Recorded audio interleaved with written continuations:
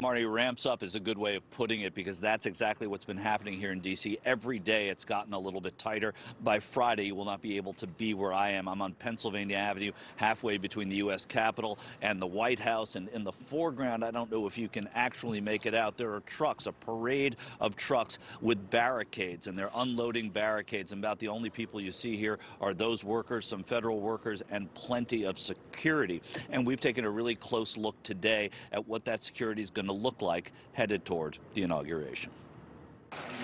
With the solemnity of a historic second presidential impeachment causing members of Congress to return to Washington, D.C. and make their way to the House floor, there has been another unprecedented influx to this city, that of the National Guard.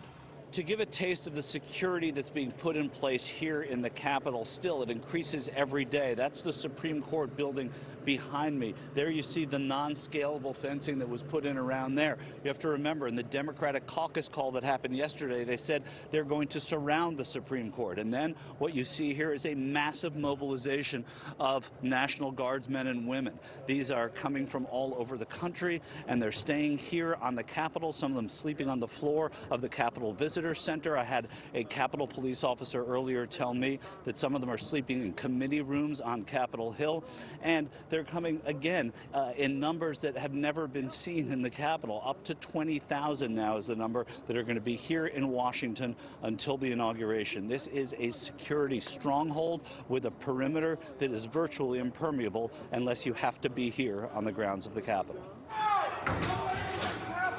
A mere 7 days after the Capitol was stormed by violent riots, members of Congress have noted the security changes.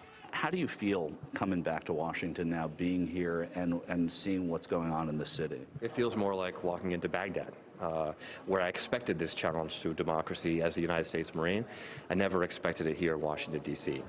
As we walked into the Capitol complex with a Capitol police officer, I saw scores of guards who had just shifted from on to off duty, eating, sleeping, and relaxing before their next turns. I represent Fort Campbell Military Base, and it seems like there are more troops around the Capitol building now than are stationed at Fort Campbell.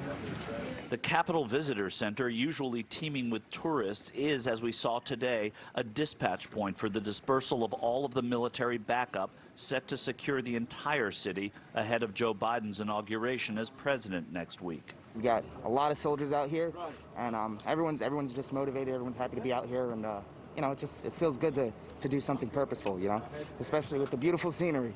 It is scenery, though, that Washington Mayor Muriel Bowser says is best seen from afar for now. She has urged visitors to stay away for 7 days, and today popular home-sharing company Airbnb has canceled all reservations in Washington for the next week.